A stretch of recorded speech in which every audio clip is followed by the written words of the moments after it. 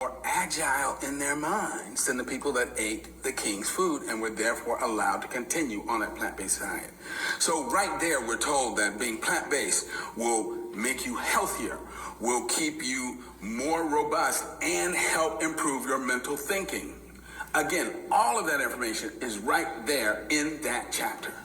Adopting a plant-based diet will make us healthier physically, mentally, and spiritually. Again, ladies and gentlemen, God has been very clear in his word about how important a plant-based diet is for our health and our spirituality. We're told what John the Baptist ate. This is interesting. The Bible says that John lived out in the wilderness. He wore a camel skin garment, and he ate locusts and wild honey. Now, as a kid, I'm reading the Bible, I'm like, grasshoppers, really? No, John the Baptist was a member of a Jewish sect called the Essenes, who were completely plant-based. The locust it referred to was the locust tree. You see those bean pods on the locust tree? That is what John was eating, not grasshoppers. He was completely plant-based, and Jesus said he was the greatest prophet of them all. The Sadducees, on the other hand, were another religious sect, and they were also plant-based. And there's this, again, famous passage in the Gospels where Jesus said to them, you strain at a gnat, but you swallow a camel. What was he referring to? A camel is an unclean animal when you read the dietary laws of Leviticus, which are only given because of human hardness of heart. And the Sadducees were so obsessive about not ingesting anything unclean or living, they would strain their water before they drank it so that they would make sure there wasn't even a gnat in it. But Jesus was saying to them, wait a minute, y'all are going through all these steps to try and keep from physically ingesting something unclean, and you're sitting around here plotting to kill me, to murder me. That is way worse. That's the equivalent of swallowing a camel, an entire camel. Jesus' first temptation was on food. Why was that? Well, think about the fact that sin started with dietary indiscretion. And our recovery has to begin with us taking control of our diet. Now, this picture is really inaccurate because the way it depicts Jesus, he don't look too bad. Jesus didn't look like that. Remember, this was after 40 full days of not eating, fasting. Jesus was emaciated, he was weak, and he was at the point of starvation. And the other thing that we have to understand is that, the Bible tells us by faith, Jesus learned who he was as God's son and Messiah. And Satan basically came to him and said, look, we know that there was a very powerful angel who was thrown out of heaven and who's down on this earth creating mischief. And, you've had friends that come over and they go, look at you. You look a mess.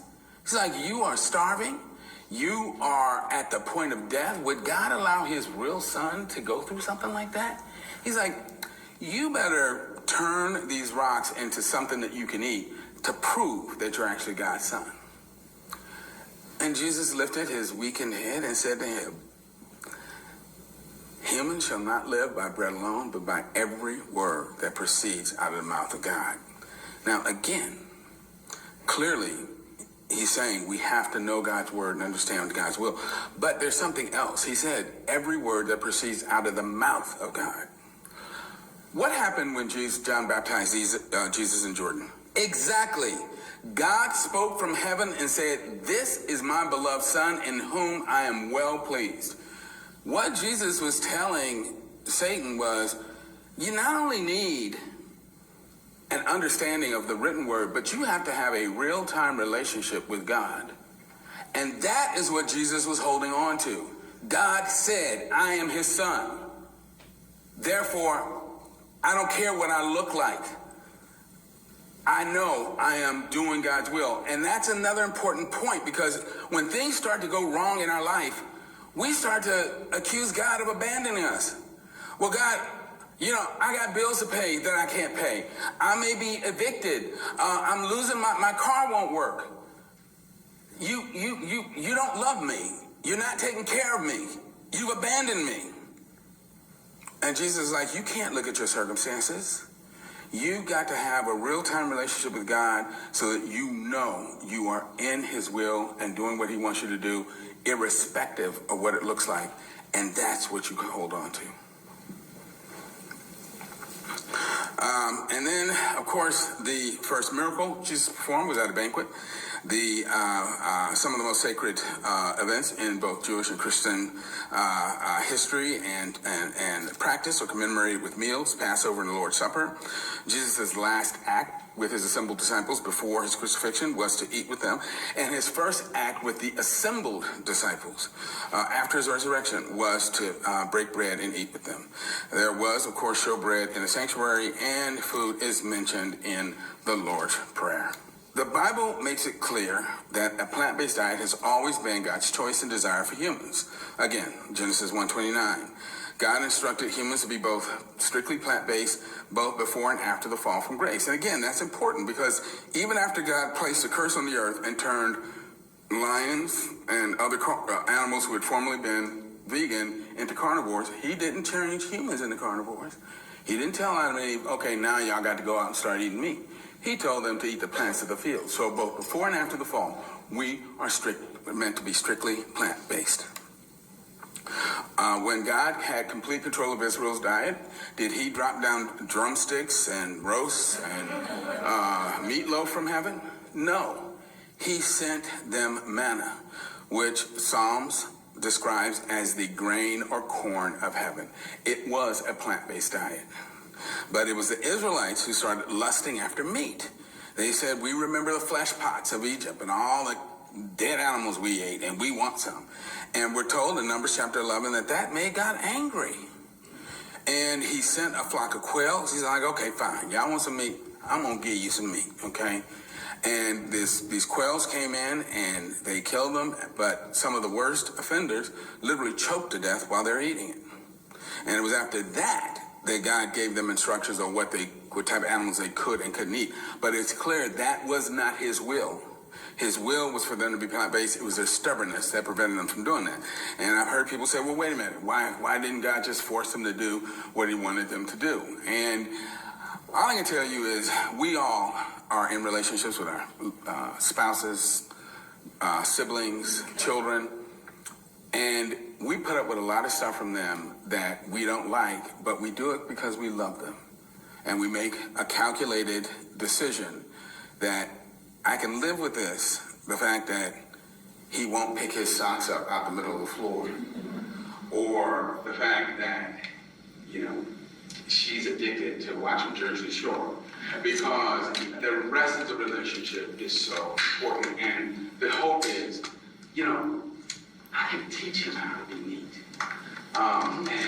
When she develops more as a person, she won't be mesmerized by the silliness and stupidity on TV. So again, God is willing to bear with our stubbornness while he tries to change us. But as he said, if you're going to eat this stuff, which I've told you numerous times is not good for you, these are the limitations I'm going to place on it. Again, we've already covered what Daniel tells us in Isaiah and Revelation. We're told again that when the earth is remade, sin is vanquished, everything will once again be plant-based. So what the Bible's trying to teach us is that the act of eating has spiritual power and consequences. Eating and food can move the foundation of our souls in ways that we really don't completely understand or comprehend. When eating is done the right way, it facilitates the process of sanctification. When it's done the wrong way, it's a prelude to sin and degradation, as when Adam and Eve ate from the tree of knowledge of good and evil. So how is it that food affects our spiritual health? Well, again, the key can be found in Isaiah. In a prophecy concerning the Messiah, we're told that, this is chapter 7, verse 15, that, and it's better to get one of the more modern translations to really fully appreciate what that passage is telling us. But essentially it says that the Messiah will eat simple foods that, quote, he may know how to refuse evil and choose good. So right there, God is telling us that the food that you eat affects your ability to know right from wrong. Well, how does that happen?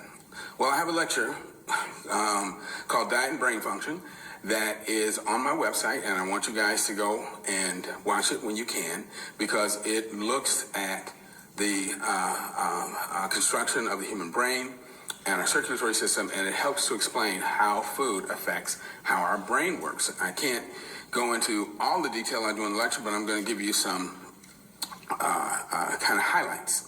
So imagine firemen fighting a fire on a 3-story building. Clearly, they've got to have enough pressure coming out of that water hose to reach the top floor, right? Well, your heart is here. Your brain is way up here. Turns out your brain gets 20% of your cardiac output.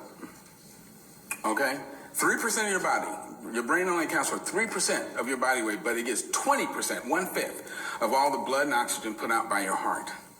And that tells you just how dependent the brain is on its oxygen supply. Well, the first part of the brain to receive blood is the brain stem, okay? The brain stem is where God placed our control of our blood pressure, heart rate, and breathing. So even if you pass out, the part of your brain that's going to get blood is going to keep you alive. The next part of the brain is called the midbrain. The midbrain is where your motivational forces are housed. That's where you find your passions, your emotions, happiness, sadness, anger, surprise, disgust, and your sexual drive, okay, and hunger. All of that is in the limbic system in the midbrain. Then wrapped all around that and exerting a controlling influence on those midbrain passions is the cerebral cortex, okay, and that's where the thinking and consciousness takes place. So the cerebral cortex, in a sense, is the last place to receive blood. Now, what if somebody came and started punching holes in that fire hose when these firemen are trying to fight the fire on the uppermost floor? What's going to happen? Yes, water pressure is going to fall. And that means that whoever's up on that upper floor is toast. And likewise, when you eat a big, heavy, greasy, unhealthy meal, a huge amount of blood has to be drawn off to supply your digestive tract. And suddenly, instead of having all this blood flowing to your cerebral cortex, the cerebral cortex starts to be limited in the amount of blood and oxygen it's getting. And so what happens when people eat a big, greasy, unhealthy meal? They fall asleep because they're not perfusing their conscious areas. The other thing is they get irritable because those midbrain passions are now allowed to kind of play themselves out. And or, as we're often shown in the Bible, they become sexually inappropriate because the ability to control their passions and their sex drive, they lose it. And it's just like they, think, my next door neighbor's kind of cute, even though I'm married. And so this is part of the way that food affects our brain. And then I want you to watch this film, normal blood flow. Look at the way the blood is flowing through these capillaries, really beautifully. You have to understand, oxygen is carried to your cells. It doesn't just show up there. It's carried by red blood cells. And so the better the red blood cells, the better the delivery. What happens after you eat a big greasy meal? You see that? Suddenly, your ability to deliver oxygen and nutrients to your brain is hampered severely. It's like rush hour. Nobody's going anywhere. And it turns out that it can take up to 10 hours for blood flow to return to normal after a greasy, high-fat meal. Okay? 10 hours. Most people don't wait 10 hours before they eat again.